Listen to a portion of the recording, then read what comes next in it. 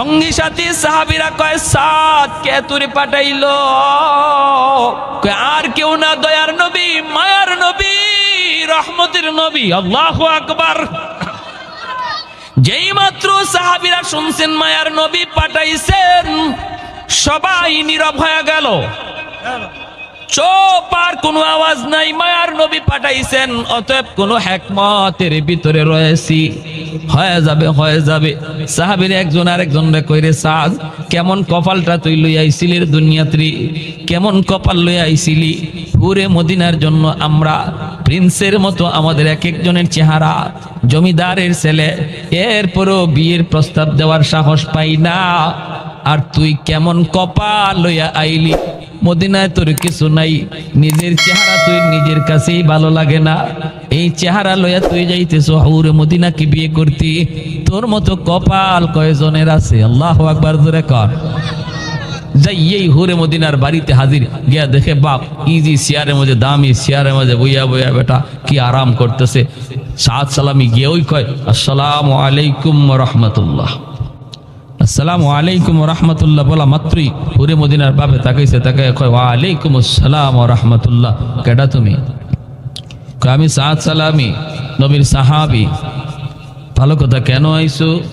আইসি আপনার মেয়ের লাগি বিয়ার প্রস্তাব লইয়া। আপনার সাথে খেসি করতাম, বেটা চেয়ার থেকে ভাল দেখা রয়ে গেছি গিয়া। খাল লাগি সাদ সালামি মাথার নিচের দিকে দিয়া কয়, আমার লাগি। আর বাপে কয়, সাদ রে হুশ আসেনি? কয় সবই ঠিক আছে। কয় তাহলে কেমনে সাহস করিলি? আমার মেয়ে কত সুন্দরী তুমি তা কি জানো? আমি কত বড় জমিদার তুমি তাও কি জানো? কয় সব জানি। কেমনে তুমি সাহস করেছো? কেমনে তুমি প্রস্তাব দিয়েছো? এমনি সাদ সালামি মাথা নিচের দিকে দিয়া কয়, আমি তো বিয়ের প্রস্তাব দেই নাই গো, আমাকে দেওয়ানো হয়েছে। সাদ সালামি কই, আমি দেই নাই, আমাকে দেওয়ানো হয়েছে। হুরে মদিনার বাপে কই, কে তোমারে প্রস্তাব দেওয়াইলো? সাদ সালামি কই, আর কেউ না, রহমতের নবী।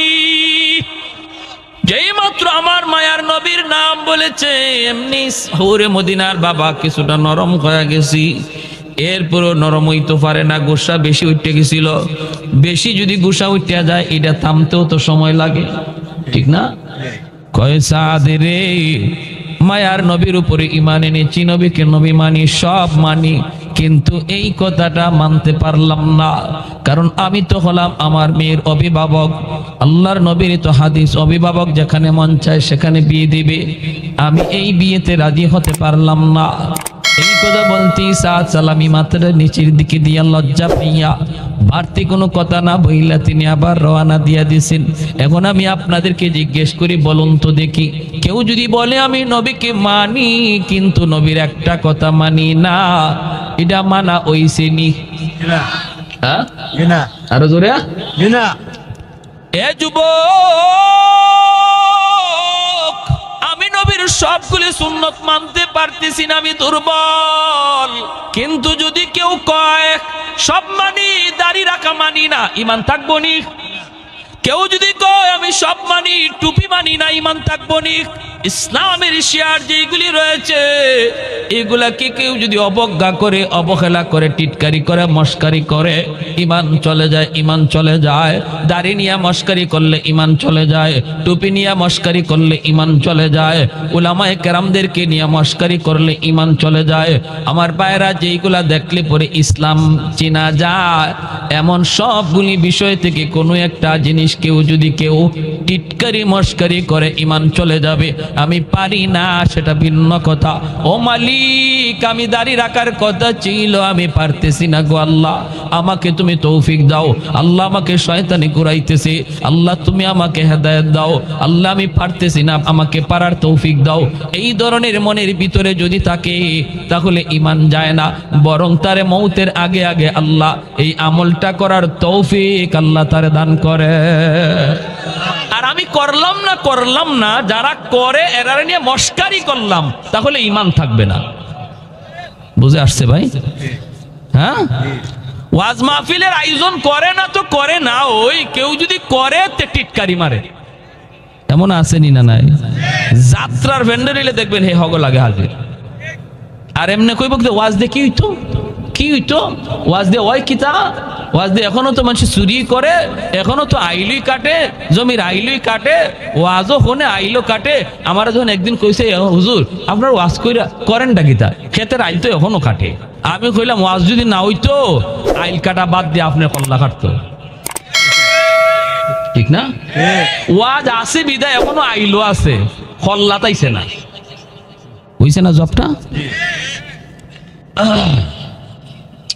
হয় না কেমনে? আবার মুসলিম যুব সমাজ আজকে কোরআনের তাফসীরের দিকে যেভাবে ধাবিত হইছে, যুবকদের যৌবনের চাহিদা হলো একদিকে দৌড় দিবই, এখন দৌড় দেওয়ার পথ তারে ঠিক কইরা দাও। মুরব্বীরা, এলাকার মুরব্বীরা যুবকরা কোন দিকে দৌড় দিত এই রাস্তা আপনারা দেখাইয়া দিবেন। যদি আপনারা রাস্তা দেখায় না দেন, হে দৌড় দিবই একবার, ওই ওয়াজের দিকে নাইলে যাত্রার দিকে। মেরাজে রজনীতে আমি দেখতে পেলাম কিছু মানুষের পেট বুতুনুহুম কালবুয়ুত, ঘরের মতো পেটের ভিতরে সাপ কিলবিল কিলবিল করে। তুরা মিন খারিজি বুতুনিহিম, আমি দেখতেছি পেট থেকে তার সাপগুলি বের হচ্ছে, নাকের ছিদ্র দিয়া বের হয়, মুখের ছিদ্র দিয়া সাপগুলি বের হয়, পায়খানার ছিদ্র দিয়া সাপ বের হয়। আল্লাহর নবী জিব্রাইল আমিনকে জিজ্ঞেস করেন, ভাই জিব্রাইল মান হাউলাই, এরা কারা, এদের পরিচয় কি? এত আযাব, এত কষ্টের এত আযাব, অপমানজনক আযাব। আযাবের ভিতরে বিভিন্ন ধরন আছে, একটা হলো আযাব আর একটা অপমানজনক আযাব। এই অপমানজনক আযাব এরা কারা, এদের পরিচয় কি রে ভাই জিব্রাইল? জিব্রাইল আমিন কয় হাউলাই আকালাতুর রিবা, ওগো নবী এরা আপনারই উম্মত, দুনিয়াতে এরা সুদ খাইতো, সুদের ব্যবসা করত। এজন্য বলতেছি ভাই, দুনিয়ার জমিনও আমার যায় না মতে একটা বাজার আছে হবিগঞ্জ জেলা, যদিও আমি ঢাকায় থাকি কিন্তু বাড়ি আমার হবিগঞ্জ। ওই হবিগঞ্জের একটা বাজার নাম বলবো না, আমার দাদারা আমাকে বলছেন, আমাকে শোনাইছেন, ওই বাজারে একজন মার্কা মারা সুদখোর ব্যবসায়ী ছিল। সুদের টাকা অল্প দিনে অনেক হয়, ঠিক আঙ্গুল ফুলে কলা গাছ হয়, কিন্তু আল্লাহ পাক রব্বুল আলামিন কয় ইয়ামহাকুল্লাহুর রিবা ওয়া ইউরবিস সাদাকাত। তুমি দেখতেছো তোমার সুদের টাকা দিন দিন বাড়ে বাড়ে, আমি আল্লাহ দেখি কমে কমে। এজন্য সুদখোরের পরিবার থেকে, তার আওলাদ থেকে, তার বংশ থেকে এমন কেউ দাঁড়াবে, এমন কেউ হবে যে রাস্তাঘাটে ভিক্ষা করা ছাড়া উপায় থাকবে না, ঝুলে নিয়ে নিয়ে মানুষের কাছে ঘুরতে হবে। এই বংশের ইজ্জত বলতে আল্লাহ কিছু রাখবে না, কিছুই রাখবে না। তুমি সুদের টাকা দিয়া ঘর বানাইতে পারো, বিল্ডিং বানাইতে পারো রে যুবক, কিন্তু আল্লাহ বলেন আমি দেখতেছি এই ঘর মাটির সাথে মিশে যাবে। দান করলে তুমি দেখো সম্পদ কমে, আল্লাহ বলেন আমি দেখি বাড়ে। সুদ খাইলে তুমি দেখো বাড়ে, আমি আল্লাহ দেখি কমে। আমার দেখা ঠিক না আল্লাহর দেখা ঠিক? আওয়াজ দিয়ে এখন আমারটা না আল্লাহটা? আল্লাহর দেখা ঠিক। এজন্য উসমান গনি রাদিয়াল্লাহু তাআলা আনহু বলেছিলেন, নবী গো এত সম্পদ কমাইতে চাই গো আল্লাহর নবী বলেন, উসমান সবাই সম্পদ বাড়াইতে চায়, তুমি কেনা সম্পদ কমাইতে চাও? উসমান গনি বলে, নবী গো সম্পদ কমাইতে চাই, কি করলে সম্পদ কমবে? আল্লাহর নবী বলেন, দান করা বন্ধ করে দাও, সম্পদ কমে যাবে। আর আমরা মনে করলি দান করলে পরে সম্পদ কমে। নবী কয় না, দান বন্ধ করলে সম্পদ কমে, দান বেশি করলে সম্পদ বাড়ে। সুবহানাল্লাহ, আরো জোরে কর, আরো জোরে। ভাইরা আমার, এজন্য বলতেছি আল্লাহর গোলাম, ওই সুদখোর ব্যবসায়ী মরণের আগে পেট এত বড় হয়ে গেল। তখন সিলেটের একজন উল্লেখযোগ্য ডাক্তার ছিলেন, অনেক বড় ডাক্তার, যার নাম ছিল খালিক ডাক্তার। মুরব্বীরা আছেন না, নাম শুনছেন না? নাই, তিনি মারা গেছেন। নিরাময় পলিক্লিনিকের মালিক ছিলেন খালিক ডাক্তার। ওনার কাছে নিয়ে যাওয়া হলো, উনি মেশিন লাগায়া তিনি বলতেছে, তোমরা কারা গো? ওর সাথে তোমরা কে কারা কারা আসছো?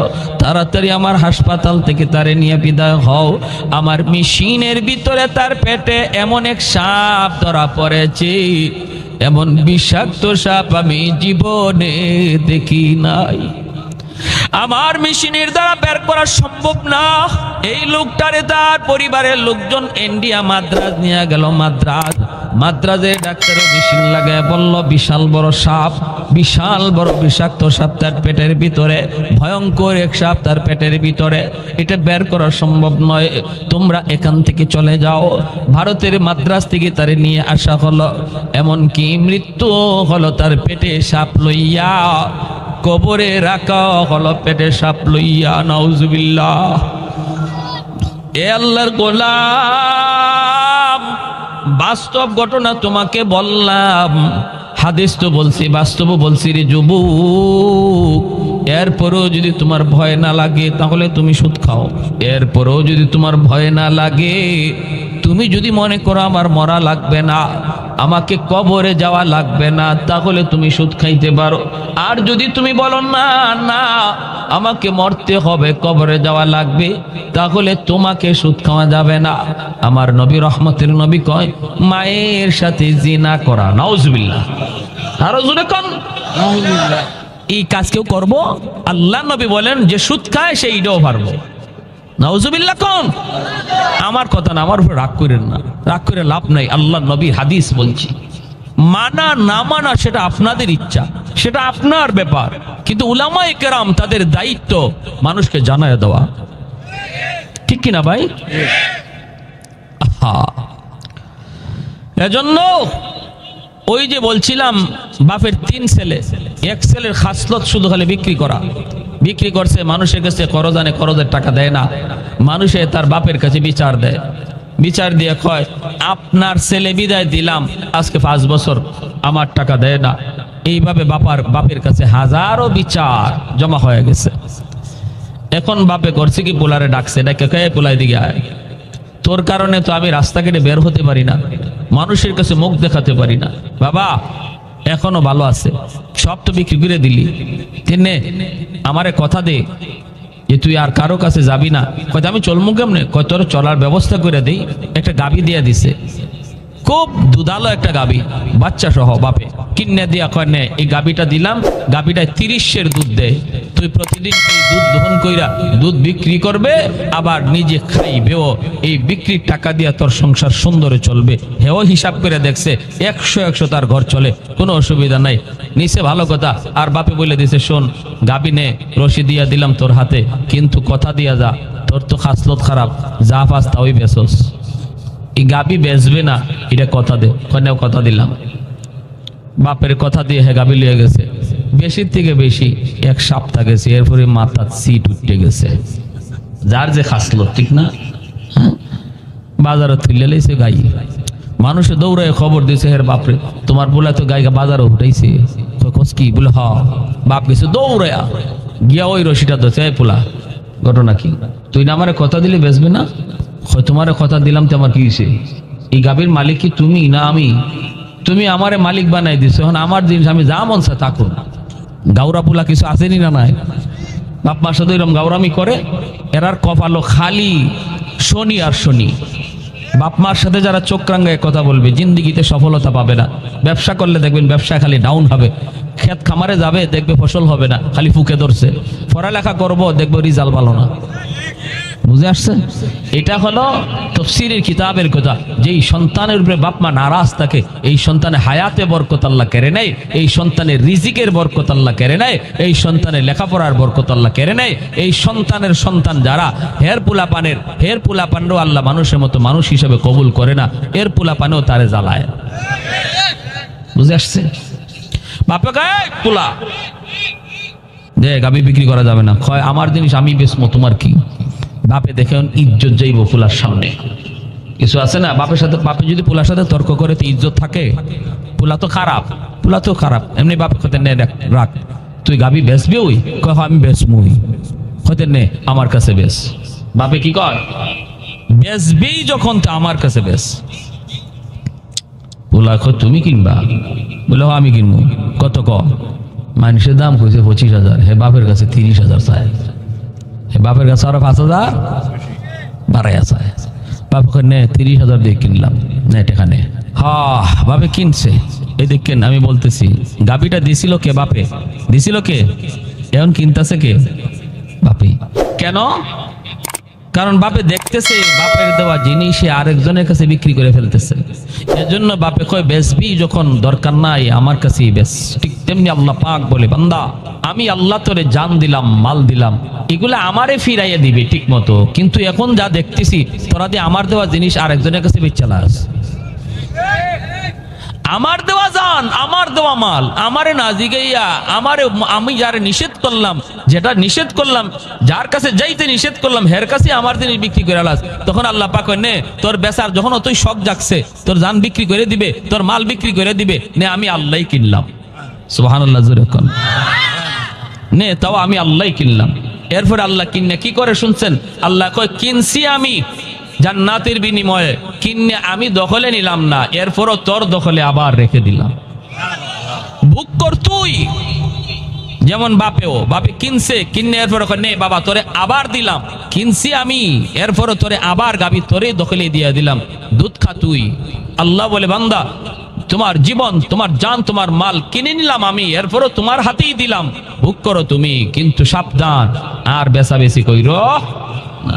বুঝাইয়া দিও আমি আল্লাহরে, যদি আমারে আমার জিনিস বুঝাইয়া দাও, আমিও তোমাকে তোমার জিনিস জান্নাত বুঝাইয়া দিয়া দিব।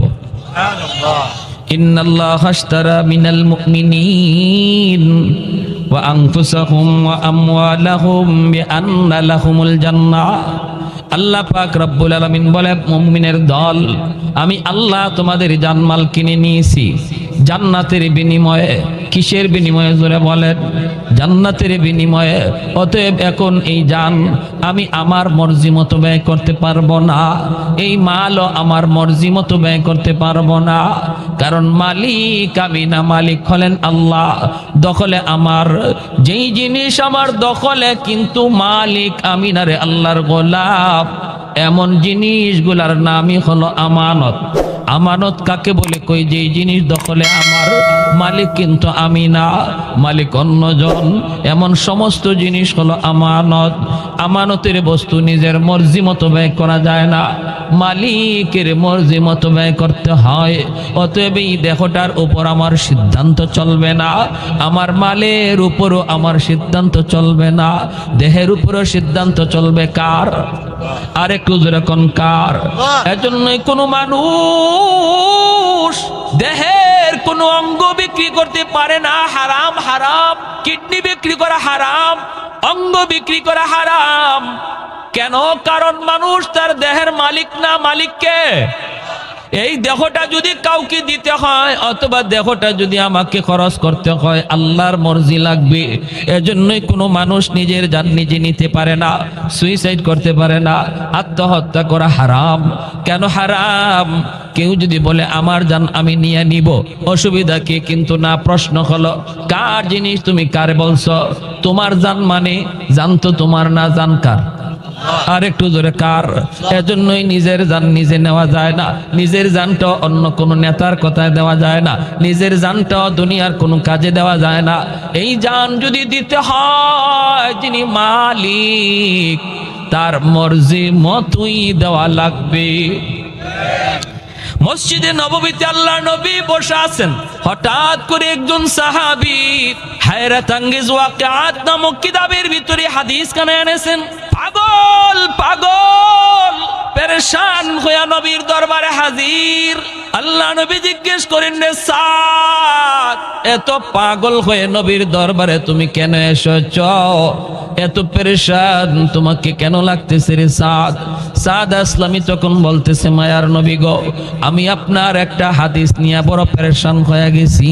হাদিসের উপরে আমল করা আমার সম্ভব হচ্ছে না গো নবী, আবার আমল না করেও পারতেছি না। হাদিস শুনলে পরে আমার বড় ভয় লাগতেছে। নবী বলেন, কোন হাদিস? যেই হাদিসের উপরে তুমি এত পেরেশান। কয় হাদিস কানা হলো আন-নিকাহু মিন সুন্নতি ফামান রাগিবা আন সুন্নতি ফালাইসা মিন্নি। বিবাহ করা আমি নবীর সুন্নত, কেউ যদি সামর্থ্য থাকার পরেও বিয়ে না করে সে আমার উম্মত নয়। হাদিস কানা আপনার কিনা? নবী বলেন হাদিসটা তো আমার। এইবার সাদ সালামি কয়, নবী গো এই হাদিসের উপরে আমল করার জন্য আমি বহু জায়গায় বিয়ের প্রস্তাব দিয়েছি, কিন্তু কেউ আমার কাছে বিয়ে দিতে রাজি হয় না। আমার শারীরিক সামর্থ্য রয়েছে, আমার শারীরিক প্রয়োজনও রয়েছে বিয়ে করার, আমি প্রস্তাবও দিয়েছি, কিন্তু কেউ বিয়ে দেয় না, দেয় না। নবী বলেন কেন দেয় না? কই কারণ হলো মদিনায় আমার ঘর নাই, বাড়ি নাই, আমি মক্কা থেকে হিজরত করে আপনার সাথে মদিনায় এসেছি, মদিনায় আমার কোনো ঘর নাই, বাড়ি নাই, আবার চেহারা সুরত বেশি ভালো না, কালো তো কালো, আরবের মানুষ আমাকে গোরাবুল আরব কয়, আরবের কাক কয়, কাক, এত কালো, এত কালো, আমাকে আরবের কাক কয়া ডাকে, এজন্য কেউ পছন্দ করে না। এক হলো ঘর নাই, বাড়ি নাই, সম্পদ নাই, দ্বিতীয় হলো সৌন্দর্য নাই। এই দুই জিনিস না থাকার কারণে কেউ মেয়ে বিয়ে দিতে রাজি হয় না। ওগো নবীজি, আপনি তো বলছেন বিয়ে না করলে আপনার উম্মতি না, তাহলে এখন আমি যাই কোথায়? আমি তো বিয়ে করতে চাই, কিন্তু কেউ যদি বিয়ে না দেয় কর্ম কি? ঠিক না? আল্লাহ নবী রহমতের নবী বলে, সাদ কেউ বুঝি বিয়ে দেয় না? কয় না গো নবী, না। নবী বলেন, যাও, আমি মদিনার অমুক একজন জমিদারের কাছে তোমাকে পাঠাইতেছি। এই জমিদার অনেক বড় সম্পদের মালিক, সন্তান বলতে শুধু আছে একটা মেয়ে, এই মেয়েটা অনেক সুন্দরী, মদিনার ভিতরে তার চেয়ে সুন্দরী আর কেউ নাই, মানুষ তারে হুরে মদিনা কয়া ডাকে। তুমি যাও, ওই মেয়েটার বাবার কাছে যাও, যাইয়া আমি নবীর পক্ষ থেকে সালাম দিবা, আর তার মেয়ের জন্য তোমার পক্ষ থেকে বিয়ের প্রস্তাব দিবা। কপাল খুলে গেছে, ঠিক না? কালো বেটি পায় না, ওহন কয় মদিনার হুল লইয়াই তো, ঠিক না? খুশি কারে কয়? এই কথা হোনা মাত্রই বেটা দৌড় শুরু করছে। সাহাবিরা কয়, কিরে সাদ, এবার পাগলিয়া কই যাস? কয় রাস্তা সার, আমাদের দেরি করাইস না। কি করিস না? কয় যাইতেছি অমুকের বাড়িতে। সাহাবীরা কয়, কিতাবেটা অমুকের বাড়িতে তুই যাই কি করবি? কয় বিয়ার প্রস্তাব লইয়া যাই। সঙ্গী সাথীরা কয় কার লাগি? কয় হুরে মদিনার লাগি। কয় কেডায় বিয়া করতো? কয় আমি ওই। সঙ্গী সাথীরা কয় বেটা এটা কস কি তুই, তোর হুশ আছে নি? কয় হুশ পুরোই আছে। কয় নিজের চেহারাটা আয়নার দেখছত নি? কয় এটাও তো দেখছি। কয় তাইলে কেমনে সাহস করলি? সাত সালামি কয়, আমি তো সাহস করি নাই গো, আমি তো যাই নাই, আমাকে পাঠানো হয়েছে। আল্লাহু আকবার। সঙ্গী সাথী সাহাবীরা কয়, সাত কে তোরে পাঠাইলো? কয় আর কেউ না, দয়ার নবী, মায়ার নবী, রহমতের নবী। আল্লাহু আকবার। যেই মাত্র সাহাবীরা শুনছেন মায়ার নবী পাঠাইছেন, সবাই নীরব হয়ে গেল, চুপ, আর কোনো আওয়াজ নাই। মায়ার নবী পাঠাইছেন, অতএব কোনো হিকমতের ভিতরে রয়েছি, হয়ে যাবে, হয়ে যাবে। সাহাবীর একজন আরেকজনরে কইরে, সাদ কেমন কপালটা তুই লই আইছিলি দুনিয়াতে, কেমন কপাল লই আইছিলি? পুরে মদিনার জন্য আমরা প্রিন্সের মতো, আমাদের এক একজনের চেহারা, জমিদারের ছেলে, এরপরও বিয়ের প্রস্তাব দেওয়ার সাহস পাই না, আর তুই কেমন কপাল লইয়া আইলি? মদিনায় তোর কিছু নাই, নিজের চেহারা তুই নিজের কাছেই ভালো লাগে না, এই চেহারা লইয়া তুই যাইতেছ হুরে মদিনাকে বিয়ে করতি? তোর মতো কপাল কয়জনের আছে? আল্লাহু আকবার জোরে কর। যাই এই হুরে মদিনার বাড়িতে হাজির, গিয়া দেখে বাপ ইজি চেয়ারের মধ্যে, দামি চেয়ারের মধ্যে বইয়া বইয়া বেটা কি আরাম করতেছে। সাত সালামি গিয়ে ওই কয়, আসসালামু আলাইকুম রহমতুল্লাহ, আসসালামু আলাইকুম রহমতুল্লাহ বলা মাত্রই হুরে মদিনার বাপে তাকাইছে, তাকাই কয়, ওয়ালাইকুম আসসালাম রহমতুল্লাহ। কেডা তুমি? কয় আমি সাত সালামি, নবীর সাহাবি। ভালো কথা, কেন আইসো? আইসি আপনার মেয়ের লাগি বিয়ার প্রস্তাব লইয়া, আপনার সাথে খেসি করতাম, বেটা চেয়ার থেকে ভাল দেখা হয়ে গেছি গিয়া। কয় খাল লাগি? সাত সালামি মাথার নিচের দিকে দিয়া কয় আমার লাগি। আর বাপে কয়, সাদ রে হুশ আসেনি? কয় সবই ঠিক আছে। কয় তাহলে কেমনে সাহস করিলি? আমার মেয়ে কত সুন্দরী তুমি তা কি জানো? আমি কত বড় জমিদার তুমি তাও কি জানো? কয় সব জানি। কেমনে তুমি সাহস করেছো? কেমনে তুমি প্রস্তাব দিয়েছো? এমনি সাদ সালামি মাথা নিচের দিকে দিয়া কয়, আমি তো বিয়ের প্রস্তাব দেই নাই গো, আমাকে দেওয়ানো হয়েছে। সাদ সালামি কই আমি দেই নাই, আমাকে দেওয়ানো হয়েছে। হুরে মদিনার বাপে কই কে তোমারে প্রস্তাব দেওয়াইল? সাদ সালামি কই আর কেউ না, রহমতের নবী। যেই মাত্র আমার মায়ার নবীর নাম বলেছে এমনি হুরে মদিনার বাবা কিছুটা নরম হয়ে গেছি। এরপরও নরম হইতে পারে না, গোসা বেশি উঠে গেছিল। বেশি যদি গোসা উঠে যায় এটা থামতেও তো সময় লাগে, ঠিক না? কয় সাদ রে, মায়ার নবীর উপরে ঈমান এনেছি, নবীকে নবী মানি, সব মানি, কিন্তু এই কথাটা মানতে পারলাম না। কারণ আমি তো হলাম আমার মেয়ের অভিভাবক। আল্লাহর নবীর তো হাদিস, অভিভাবক যেখানে মন চায় সেখানে বিয়ে দিবে। আমি এই বিয়েতে রাজি হতে পারলাম না। এই কথা বলতেই সাদ সালামি মাথাটা নিচের দিকে দিয়া লজ্জা পাইয়া বাড়তি কোনো কথা না বইলা তিনি আবার রওনা দিয়া দিয়েছেন।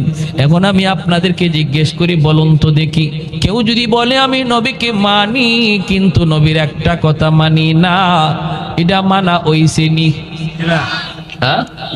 আরো জোরে এ যুবক, আমি নবীর সবগুলি সুন্নত মানতে পারতেছি না, আমি দুর্বল। কিন্তু যদি কেউ কয় সব মানি, দাড়ি রাখা মানি না, ঈমান থাকবো নি? কেউ যদি কয় আমি সব মানি, টুপি মানি না, ঈমান থাকবো নি? ইসলামের শিয়ার যেগুলি রয়েছে এগুলাকে কেউ যদি অবজ্ঞা করে, অবহেলা করে, টিটকারি করে, মস্কারি করে, ঈমান চলে যায়, ঈমান চলে যায়। দাড়ি নিয়ে মস্কারি করলে ঈমান চলে যায়, টুপি নিয়ে মস্কারি করলে ঈমান চলে যায়, উলামায়ে কেরামদেরকে নিয়ে মস্কারি করলে ঈমান চলে যায়। আমার ভাইরা, যেইগুলা দেখলে পরে ইসলাম চেনা যায়, এমন সবগুলি বিষয় থেকে কোনো একটা জিনিস কেউ যদি টিটকারি মস্কারি করে ঈমান চলে যাবে। আমি পারি না সেটা ভিন্ন কথা। ও মালিক, আমি দাড়ি রাখার কথা ছিল, আমি পারতেছি না গো আল্লাহ, আমাকে তুমি তৌফিক দাও। আল্লাহ আমাকে শয়তানি ঘুরাইতেছে, আল্লাহ তুমি আমাকে হেদায়েত দাও। আল্লাহ আমি পারতেছি না, আমাকে পারার তৌফিক দাও। এই ধরনের মনের ভিতরে যদি থাকে তাহলে ঈমান যায় না, বরং তারে মৌতের আগে আগে আল্লাহ এই আমলটা করার তৌফিক আল্লাহ তারে দান করে। আর আমি করলাম না, যারা করে এরা নিয়ে মস্কারি করলাম, তাহলে ঈমান থাকবে না। বুঝে আসছে ভাই? হ্যাঁ, ওয়াজ মাহফিলের আয়োজন করে না তো করে না, ওই কেউ যদি করে তে টিটকারি মারে, এমন আসেনি না? নাই, যাত্রার ভেন্ডার এলে দেখবেন হে হগ লাগে হাজির। আর এমনি কইব ওয়াজ দিয়ে কি হইতো, কি হইতো? ওয়াজ দিয়ে ওই কিতা, ওয়াজ দিয়ে এখনো তো মানুষ চুরি করে, এখনো তো আইলুই কাটে, জমির আইলুই কাটে, ওয়াজও হনে আইলো কাটে। আমার যখন একদিন কইছে, হুজুর আপনার ওয়াজ করেনটা কিতা, ক্ষেতের আইল তো এখনো কাটে। আমি কইলাম ওয়াজ যদি না হইতো আইল কাটা বাদ দিয়ে আপনার কল্লা কাটতো, ঠিক না? ওয়াজ আছে বিদায় এখনো আইলো আছে, কল্লা তাইছে না, বুঝছে না জবটা? হয় না কেমনে? আবার মুসলিম যুব সমাজ আজকে কোরআনের তাফসীরের দিকে যেভাবে ধাবিত হইছে, যুবকদের যৌবনের চাহিদা হলো একদিকে দৌড় দিবই। এখন দৌড় দেওয়ার পথ তারে ঠিক কইরা দাও। মুরব্বীরা, এলাকার মুরব্বীরা যুবকরা কোন দিকে দৌড় দিত এই রাস্তা আপনারা দেখাইয়া দিবেন। যদি আপনারা রাস্তা দেখায় না দেন, হে দৌড় দিবই একবার, ওই ওয়াজের দিকে নাইলে যাত্রার দিকে। এটা হলো যৌবনের চাহিদা, এটা থেমে থাকার বয়স নয়, এটা দৌড় দেওয়ার বয়স, এটা বসে দেখার বয়স নয়, এটা ধরার বয়স। অতএব এই জিনিসটাকে কন্ট্রোল রাখতে হলে মুরব্বীরা সব সময় যুবকদেরকে ওয়াজ মাহফিলের দিকে, দাওয়াতে তাবলীগের দিকে, উলামায়ে কেরামের দিকে যুবকদেরকে আগ্রহ বাড়ায় রাখবে। আলাইকুম বিমুজালাসাতিল উলামা ওয়া ইসতিমাই কালামিল হুকামা ফাইন্নাল্লাহ তাআলা ইউহয়িল কলবাল মাইয়িতা বিনূরিল হিকমা কামা ইউহয়িল আরদাল মাইতাতা বিওয়াবিলিল মাতার।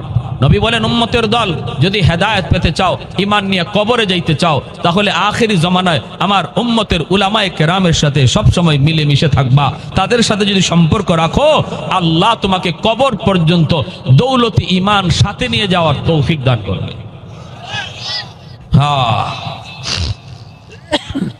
এখন এই অবস্থায় চলে আসছে। এখন দেখা যায় নবীর সাহাবী ইনি চলে আসতেছেন।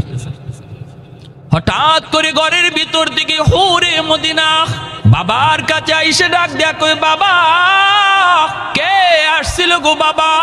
বাবাই কই, আসছিল নবীর সাহাবী, নাম হলো সাদ আসলামী। এমনি হুরে মদিনা কয়, বাবা আমি তো সাদ সালামীকে চিনি গো বাবা, আমি তো নবীর সাহাবী সাদকে চিনি। বাপে কই, কেমন চেনা চিনা? কই চিনি। কব্বা ভালো করে চিনি, ইনি একজন মুহাজির সাহাবী, মদিনায় তার কোনো ঘর নাই, বাড়ি নাই, একদম তিনি নিঃস্ব অসহায়, চেহারা সুরত তার বেশি ভালো নয়, কালো তো কালো, কাকের মতো তিনি কালো। এমনি বাবা কয়, মারি তাহলে আমার মনের ব্যথাটা তুই বুঝবি। মা তুই বলতো, এমন একটা যুবক যদি আসলো তোমাকে বিয়ে করার জন্য, বিয়ের প্রস্তাব লইয়া আইছি, বাবা কেমনে মিজাজটা ঠিক রাখি? ওই যে আমি বের করে দিছি, আমি বলছি এই বিয়েতে আমি রাজি না। কোথায় তুমি আর কোথায় সে? আমি হলাম মদিনার জমিদার, তুমি হলে মদিনার সবচেয়ে সুন্দরী, আর তার মদিনায় কোনো ঘর নাই, কোথায় নিয়ে তুলবে সেই ঘরটা পর্যন্ত নাই, আবার চেহারা সুরতের কন্ডিশন ভালো না। আমি তো বের করে দিছি রে মা, ওই যে দেখো যাইতেছি। এমনি হুরে মদিনায় কই, বাবা ও বাবা তুমি বের করে দিছো বাবা, ভালো কথা, কিন্তু একবারও কি জিজ্ঞেস করেছো সাদ সালামী কোত্থেকে এসেছে, কোথা থেকে তিনি এসেছেন? এই কথাটা তুমি তার জিগাইছো নি? এমনি বাবা কয়, মা এই কথাটাও জিগাইছি। সাদ সালামী বলছে সে মায়ার নবীর দরবার থেকে এসেছে। ভাইরে ভাইরে যুবক, একটু দিলটা নরম করে কথাগুলি শুনো। ও আমার এই এলাকার মা বোনেরা, একটু দিলটা নরম করে কথাগুলি শুনো। নবীর যুগের মহিলাদের অন্তরেও কি পরিমাণ দিনের প্রতি ভালোবাসা, নবীর প্রতি ভালোবাসা ছিল। হুরে মদিনায় তখন কয়, আব্বা তুমি জেনেছো সে নবীর দরবার থেকে এসেছে? একবার কি জিগাইছো বিয়ার প্রস্তাবটা সে নিজে দিছে নাকি নবী তার দেওয়াইছে? এমনি বাবা কয়, মা এটাও আমি জানছি গো মা, প্রস্তাবটা সে নিজের থেকে দেয় নাই, বরং আল্লাহর নবী তার প্রস্তাব দেওয়াইছে। পুরে মদিনা হাউমাউ করে কান্না শুরু করে দিল, আর কান্দে কই, বাবা তুমি মস্ত বড় ভুল করে ফেলেছ। ও বাবা এই প্রস্তাব যদি আমার নবী দেওয়া থাকেন, তাহলে তুমি মস্ত বড় ভুল তুমি করে ফেলেছ গো বাবা। বাবা তাহলে শোনো, আমি সাদের পরিচয় নতুন করে দেই। যে তোমার দামান হওয়ার জন্য আসছিল এই সাদ, পরিচয়টা নতুন করে শুনে নাও গো বাবা। এই আরবের জমিনে সাদের চেয়ে সুন্দর আর একজন যুবক নাই। বাপে অবাক হয়ে গেল, মারি একটু আগে তুই কইলি আরবের ভিতরে সে সবচেয়ে বেশি কুৎসিত, আরবের মানুষ তারে কাক কয়, এখন তুই কস আবার আরবের সবচেয়ে সুন্দর। এ মা একটু কেন তুই বক্তব্য পরিবর্তন করে ফেললি, একটু বল। এই কথা বলতেই মেয়ে চোখের পানি মুছে আর কই, বাবা গ যেই দয়ার নবী তার চোখ দিয়া এই বাড়ির দামান পছন্দ করেছেন, আমার নবীর চোখের চেয়ে সুন্দর কোন চোখ আল্লাহ জমিনে কাউকে দেয় না। कौनैन मुख्तार खुदा तुमको बनाया, कौनैन मुख्तार खुदा तुमको बनाया, उम्मत का निगाहबान खुदा तुमको बनाया, उम्मत का निगाहबान खुदा तुमको बनाया।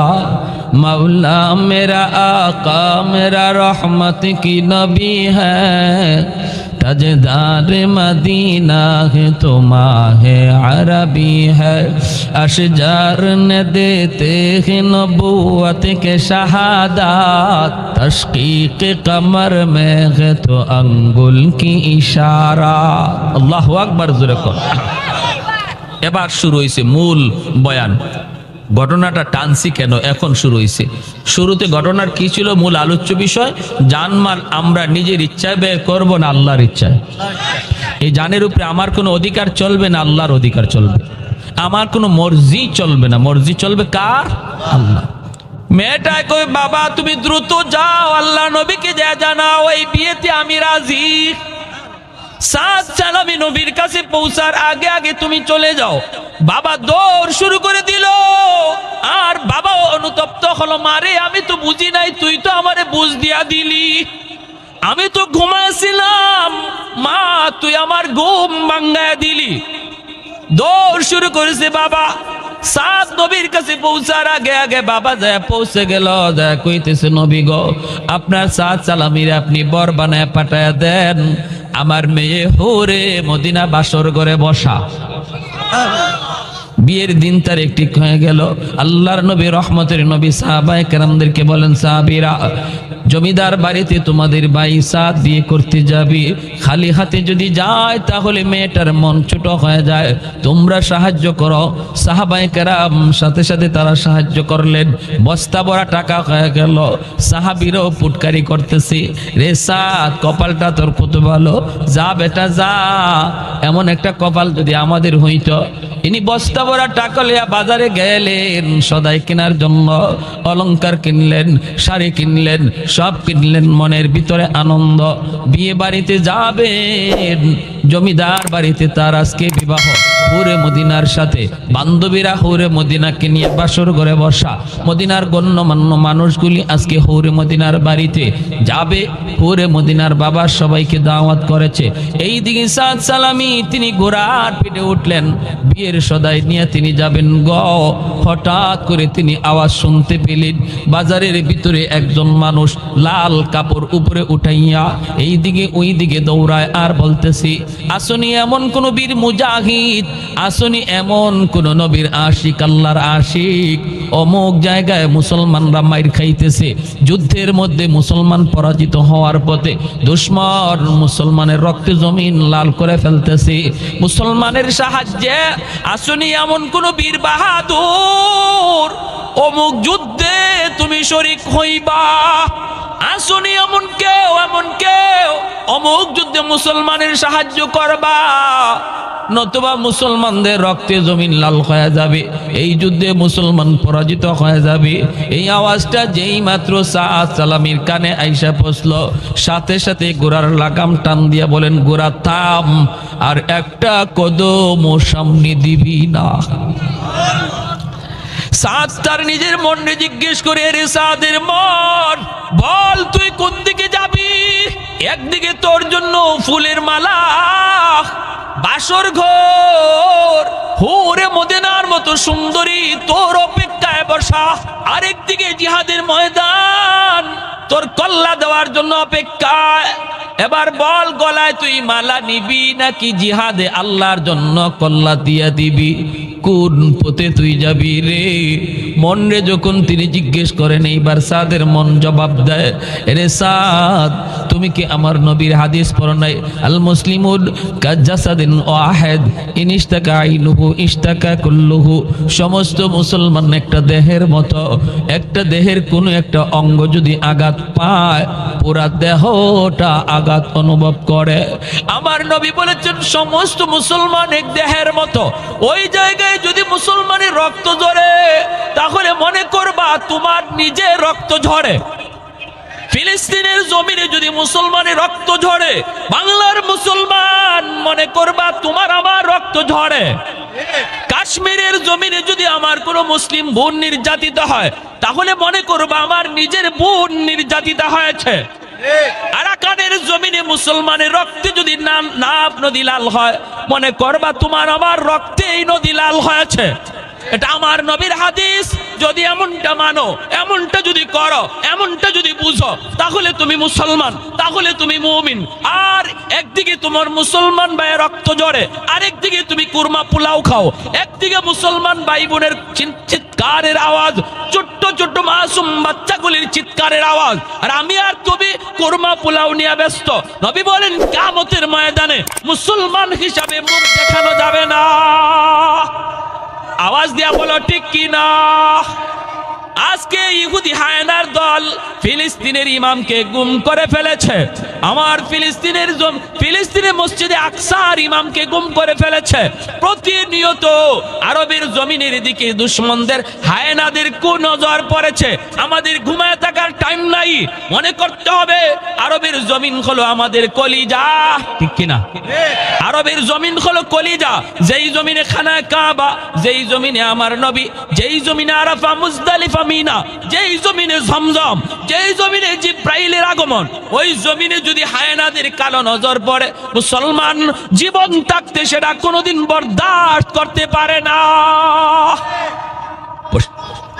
আল্লাহু আকবার, আল্লাহু আকবার।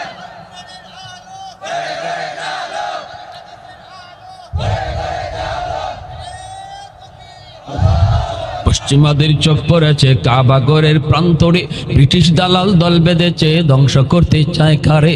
পশ্চিমাদের চোখ পড়েছে কাবাগরের প্রান্তরে, ব্রিটিশ দালাল দল বেঁধেছে ধ্বংস করতে চায় কারে।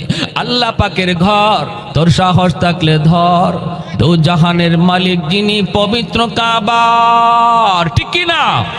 ওই আরবের দিন বাঁচাতে সত্য ন্যায়ের মুক্তি চাই, মুহাম্মদের বাহিনী আজ আসলে তোদের রক্ষা নাই।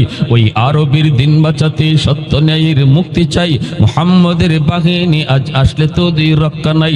মুহাম্মাদুর রাসূলুল্লাহর বাহিনী আসেনি, হাত উঠায় বলো আসেনি। একটু দাঁড়াও, জেগে উঠো ওহে মুসলমান, আর কতদিন দিন ইসলামের সইবে অপমান। রক্ত দিয়ে পবিত্র ওই মক্কা মদিনা, সেই জমিনে সিনেমা হল চলতে পারে না। একটু দাঁড়াও, জেগে উঠো ওহে মুসলমান, আর কতদিন দিন ইসলামের সইবে অপমান। রক্ত দিয়ে পবিত্র ওই মক্কা মদিনা, সেই জমিনে সিনেমা হল চলতে পারে না। নূর মক্কার ইসলাম, তার থাকলো কি আর দাম, বন্দিশালায় তাকে যদি কাবার ইমাম।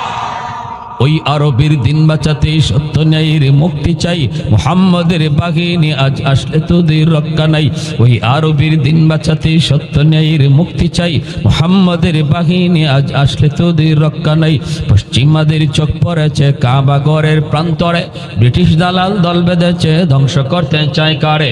পশ্চিমাদের চোখ পড়েছে কাবাগরের প্রান্তরে, ব্রিটিশ দালাল দল বেঁধেছে ধ্বংস করতে চায় কারে। আল্লাহ পাকের ঘর, তোর সাহস থাকলে ধর, দু জাহানের মালিক যিনি পবিত্র কাবা। ওই আরবের দিন বাঁচাতে সত্য ন্যায়ের মুক্তি চাই, মুহাম্মদের বাহিনী আজ আসলে তোদের রক্ষা নাই। আওয়াজ দিয়া বলো, মুহাম্মাদুর রাসূলুল্লাহর বাহিনী আসেনি। একটু জোরে কও, আল্লাহু আকবার, আল্লাহু আকবার। সাদ সালামি কয় না, ঘোড়া নিয়া বাসর করে নয়, বাসর করে নয়। এই টাকা দিয়ে যেই সদাই কিনেছিলেন, সদাইগুলি আবার বাজারের দোকানদারের কাছে তিনি ফেরত দিয়ে দিলেন। দোকানদার কয়, সাদ কি হয়েছে? কয়, না, বিয়েতে যাব না, টাকাগুলি ফেরত দাও। এই টাকা হাতে নিয়ে তিনি ধারালো একটা তলোয়ার তিনি কিনলেন, কিনে তিনি ঘোড়ার পিঠে সওয়ার হইয়া জিহাদের ময়দানে রওনা দিয়ে দিলেন। এইদিকে বাসর ঘরে অপেক্ষায় হুরে মদিনা, মদিনার বান্ধবীরা অপেক্ষায়, গণ্যমান্য মানুষগুলি বিয়ের বাড়িতে অপেক্ষায়, হুরে মদিনা অপেক্ষায় অপেক্ষায়, স্বামীকে দেখার অপেক্ষায়। কিন্তু সাদ সালামি বাসর ঘরের দিকে রওনা না দিয়া ঘোড়ার পিঠে সওয়ার হইয়া আল্লাহকে খুশি করার জন্য, কারণ তিনি মনকে জিগাইছে, মন কয় তোর জান আল্লাহর কাছে বিক্রি, তোর মাল আল্লাহর কাছে বিক্রি। এই জান আল্লাহ যেখানে চায় সেখানে দিতে হবে। আল্লাহ চায় জিহাদে, অতএব না বাসর ঘরে নয়, জিহাদে যাওয়া লাগবে। ঘোড়ার পিঠে সওয়ার হইয়া সাদ সালামি জিহাদের ময়দানে ঘোড়া চালায়া দিলেন। আল্লাহু আকবার। দুশ্মনের ভিতরে ঢুকে পড়লেন, দুশ্মনের ভিতরে ঢুইকা তিনি আওয়াজ দিয়া কয়, রে দুশ্মনের দল, একটা বেঈমানর আমি জীবিত যাইতে দেব না। আমি সাদ সালামি এসেছি, হুরে মদিনার সাথে আজকে আমার বিয়ে, আমি আজ এসেছি বিয়ের আসর কোরবানি দিয়া, একটা বেঈমানকেও জীবিত যাইতে দেব না। আল্লাহ পাক রব্বুল আলামিন তার হাতের মধ্যে কুদরতি পাওয়ার দিয়া দিছে, গাইবে সাহায্য সাদ সালামির হাতে। এক একটা তলোয়ার গোরানি দেন, শয়ে শয়ে দুশ্মনের কল্লা জমিনে পড়ে যায়, দুশ্মনগুলি দিশেহারা হয়ে গেল। মুসলমান পরাজিত হওয়ার প্রতি ছিল, আবার মুসলমান তারা ঘুরে দাঁড়ায়, দুশ্মনগুলি দিশেহারা হয়ে যায়, একজনের আঘাতে সবগুলি দুশ্মন দিশেহারা হয়ে যায়।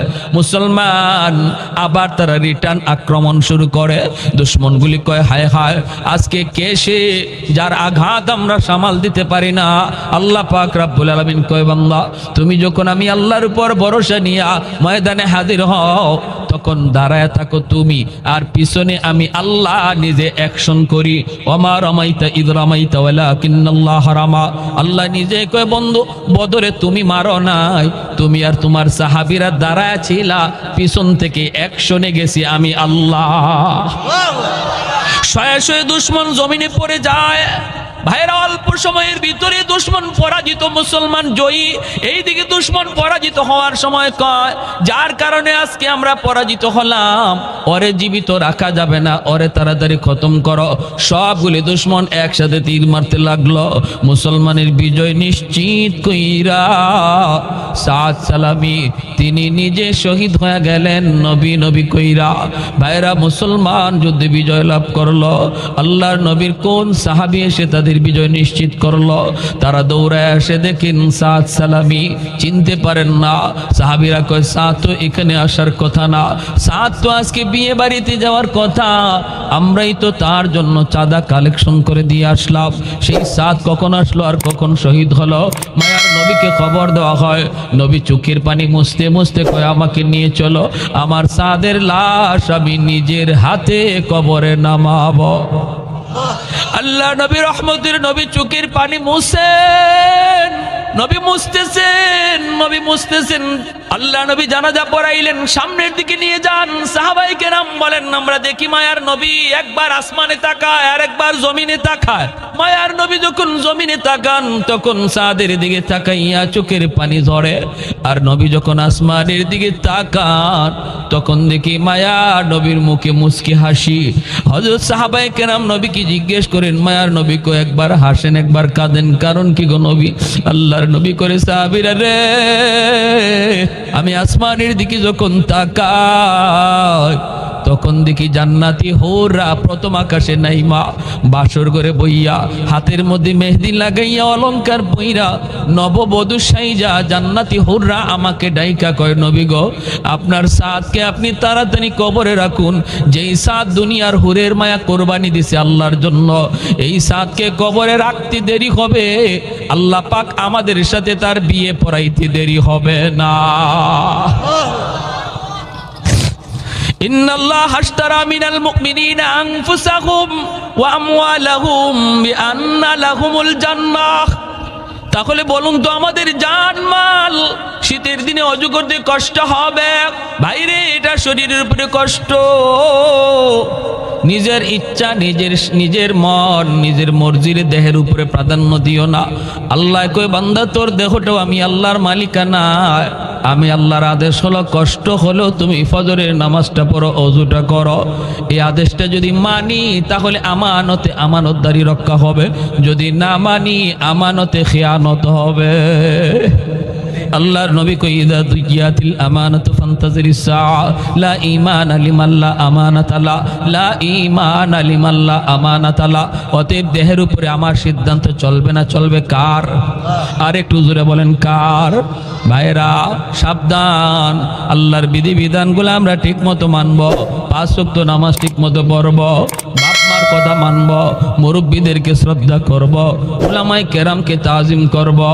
ভাইরা, কারা কারা রাজি আছে একটু হাত তুলে আল্লাহকে দেখা। আল্লাহ তুমি প্রতিটা হাতকে কবুল করো, আজকে আল্লাহ তুমি কোরআনের সৈনিক বানাও। সবাই বলি আমিন। ওয়া আখির দাওয়ানা আনিল হামদুলিল্লাহি রাব্বিল আলামিন। দুরূদ শরীফ পড়ি, আল্লাহুম্মা সাল্লি আলা মুহাম্মদ ওয়া আলা